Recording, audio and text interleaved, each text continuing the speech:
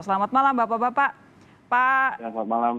saya mau Selamat ke Pak malam. Soeharto lebih dulu. Pak Soeharto, ini sudah ada keputusan dari pemerintah, semuanya kompak, mudik sudah dilarang. Yang sekarang jadi pertanyaan bagaimana pengawasannya? Ya, terima kasih. Selamat malam. Saya kira tadi sudah dijelaskan secara rinci oleh Pak Dirjen Perhubungan Darat.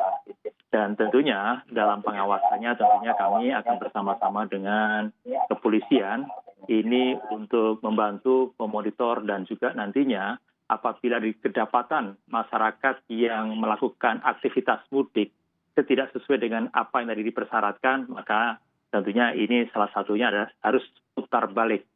Dan tentunya saat ini informasi dari kepolisian, kemarin kita sudah rakor dengan Kakor Lantas, kurang lebih ada 300 sekian titik yang sudah dipersiapkan oleh Kakor Lantas, dan tentunya kami pun bersama-sama dengan Kakor Lantas kepolisian di lapangan, kami akan bersinergi. Tentunya kami bersama-sama dengan Dinas Perhubungan di provinsi, kota, kabupaten, dan tentunya kami juga mempunyai 25 BPTD yang siap mengawal untuk pemantauan terhadap masyarakat yang melaksanakan aktivitas mudik yang tidak sesuai dengan yang peruntukannya. Oke, Demikian. betul. Jadi ada pengecualian dan itu harus ketat begitu ya pengawasannya. Tapi begini, yang jadi pertanyaan kemudian adalah tahun lalu juga waktu itu sempat ada polemik antara mudik atau pulang kampung begitu. Tapi yang jelas pada akhirnya banyak sekali yang lolos, lalu kita mengalami peningkatan kasus setelah liburan Lebaran. Nah, apa upaya dari Kementerian Perhubungan, terutama di sini yang salah satu yang bertanggung jawab untuk lalu lintas darat, terutama begitu, untuk memastikan bahwa seminimal mungkin warga bisa mencari celah untuk kemudian mudik ketika libur Lebaran nanti? Ya, tentunya memang benar bahwa berdasarkan hasil survei dari Badan Litbang Kementerian Perhubungan, meskipun pemerintah sudah melarang mudik, namun tentunya masih banyak masyarakat yang nekat untuk mudik. Oleh karena itu tentunya kami akan membantu bersama-sama kepolisian untuk melakukan monitoring, baik di jalan tol maupun jalan arteri termasuk jalan lokal, termasuk jalan tikus pun tidak luput dari pemantauan kami. Dan tentunya kita juga dalam hal ini akan terus-menerus untuk melaksanakan sosialisasi kepada masyarakat yang tentunya yang namanya mudik itu adalah dalam rangka untuk bersilaturahim. Anjang sana, anjang sini ke rumah orang tua, sekaligus keluarga besarnya, apakah tante, bibi, pak, de, bude, dan sebagainya, yang notabene-nya adalah umurnya pasti lebih dari kita, ataupun lebih dari masyarakat yang mudik. Nah, disinilah poin utamanya bahwa tadi saya sampaikan bahwa yang namanya mudik itu untuk orang tua, dan orang tua mayoritas yang saat ini adalah terpapar dan prosentasi daripada kematian pun cukup tinggi. Nah, oleh karena itu tentunya dengan rasa kecintaan kepada orang tua tentunya jangan sampai berbalik menimbulkan rasa duka. Oleh karena itu tentunya karena pandemi ini belum berakhir, maka kita semuanya berharap bahwa orang-orang yang kita cintai jangan sampai terpapar. Pak Jadi Soeharto? tentunya, ya siap. Pak Soeharto, kemudian kalau ada yang dikecualikan, itu khusus mereka wajib menggunakan kendaraan pribadi atau seperti apa? Atau kemudian kendaraan umum juga dikecualikan? Kalaupun kemudian dikecualikan, bagaimana aturannya supaya tidak kemudian menimbulkan kecemburuan dari sesama pengusaha angkutan umum misalnya? Ya, saya kira baik angkutan umum maupun kendaraan pribadi termasuk sepeda motor, ini tentunya yang dipergunakan tadi ada pengecualian. Misalnya tadi ada pengecualian untuk angkutan umum misalnya adalah dalam rangka untuk keperluan misalnya orang tuanya meninggal, mohon maaf, atau Itu pertanyaan saya, sakit. bagaimana jika ada misalnya warga yang orang tuanya meninggal tapi misalkan tidak memiliki kendaraan pribadi, apakah juga kendaraan umum dalam hal ini diizinkan dengan syarat-syarat tertentu? Ya, memang ini yang saya sampaikan, meskipun ada pengecualian, tentunya angkutan umum pun akan kita operasionalkan secara terbatas. Karena memang untuk mengakomodir kepentingan yang tadi, seperti itu. Seterbatasnya seterbatas apa, Pak? Ya, artinya kita juga akan lihat, misalnya ada beberapa yang dulunya, misalnya 100% itu angker madanya keluarkan semuanya, mungkin sekian 25%. Atau berdasarkan dari kebutuhan nantinya. Oke, jadi ini masih dikalkulasi ya? Ya, Ya, oke. Pak Sambodo, kalau kemudian nanti tadi Pak Sambodo sempat bilang ada 8 titik utama, tapi pos-posnya ada sekitar 330-an, kalau saya tidak salah. Ini nanti bisa dijelaskan lagi apa yang akan dilakukan, bagaimana ketika melihat kendaraan umum, kendaraan pribadi yang melintas? Ya, terima kasih Mbak. Jadi acuan utama kami adalah tentu surat edaran dari gugus tugas COVID-19 nasional nomor 13 tahun 2021. Di dalam surat edaran tersebut sudah jelas mana yang perjalanan non mudik seperti apa yang diperbolehkan. Seperti misalnya perjalanan dinas, kemudian untuk yang meninggal dunia, kemudian mengantar yang sakit, atau ibu hamil yang akan melahirkan dan sebagainya. Nah, ketentuan-ketentuan ini nanti akan kami sampaikan secara jelas kepada anggota kami yang melaksanakan filterisasi dan penyekatan di pintu-pintu keluar Jakarta. Seperti yang tadi kami sampaikan bahwa 8 titik ini adalah 8 titik yang di ruas utama, di jalan tol maupun di arteri utama.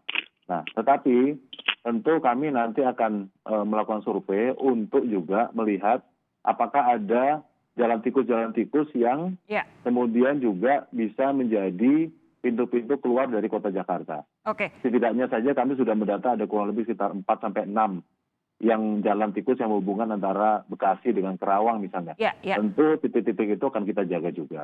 Jalur yang dipakai untuk mudik tahun lalu harusnya bisa jadi pelajaran ya Pak ya? Ya, dan kami kan sudah punya pengalaman juga melaksanakan tahun lalu. Jadi modus-modus yang dilakukan seperti bersembunyi di bak truk, menggunakan ambulan, bersembunyi di dalam mobil yang sedang ditowing. Polisi sudah pengalaman lah ya? Tentu itu kita sudah punya pengalaman itu dan nanti akan kita periksa semuanya. Oke, ini jelas sudah larangan mudik sudah diberlakukan, pembatasan juga sudah akan diberlakukan secara ketat.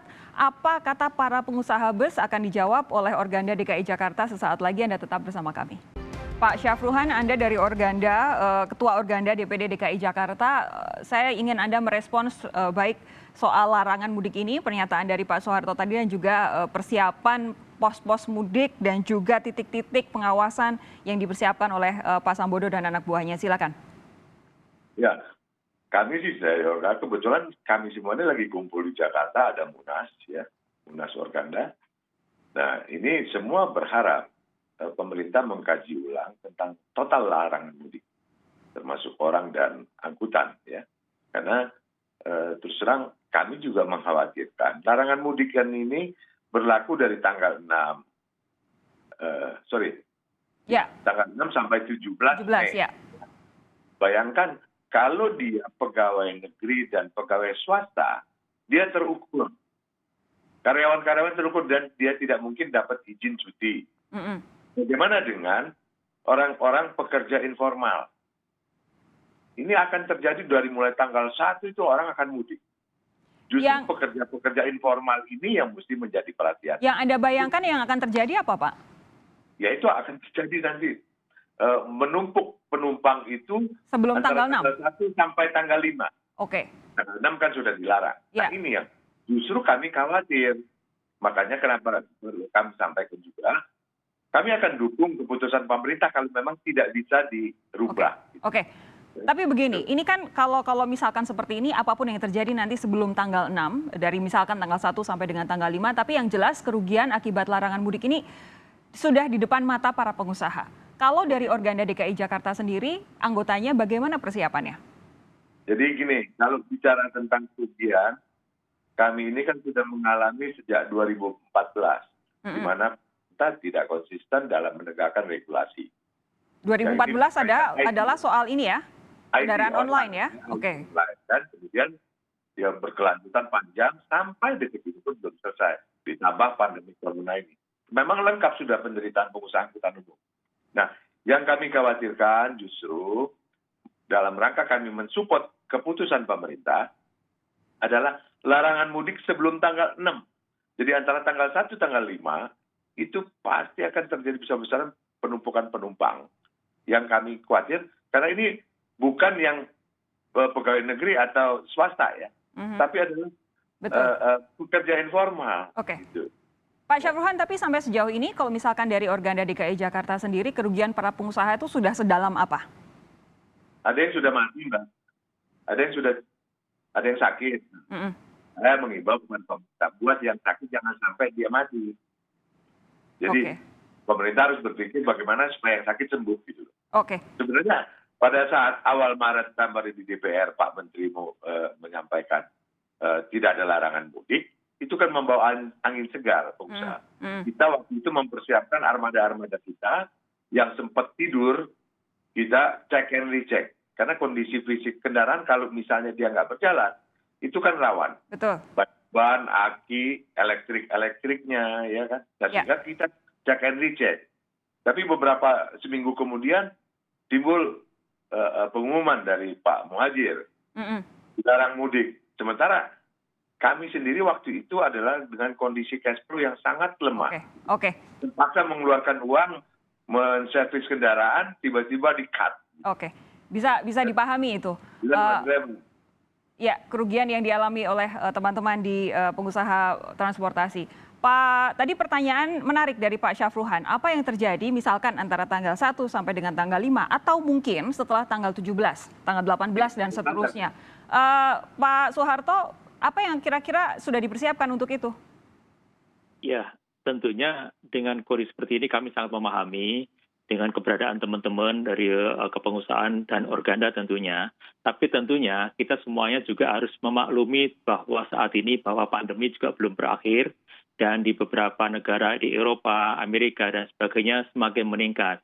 Dan tentunya kita semua saya kira sepakat bahwa keselamatan masyarakat dan keamanan saya kira itu di atas segala-galanya.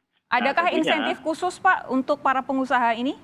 Ya, tentunya ini yang akan kita coba nanti bicarakan dengan teman-teman Organda. Bagaimana teknisnya, kemudian seandainya Organda mengusulkan berapa nilainya, kemudian kemampuan dari pemerintah berapa dan sebagainya. Saya kira itu teknis yang perlu akan kita bahas lebih lanjut lah nanti. Oke, untuk yang tanggal 1, 5 atau mungkin setelah tanggal 17, apa yang akan dilakukan Kemenhub?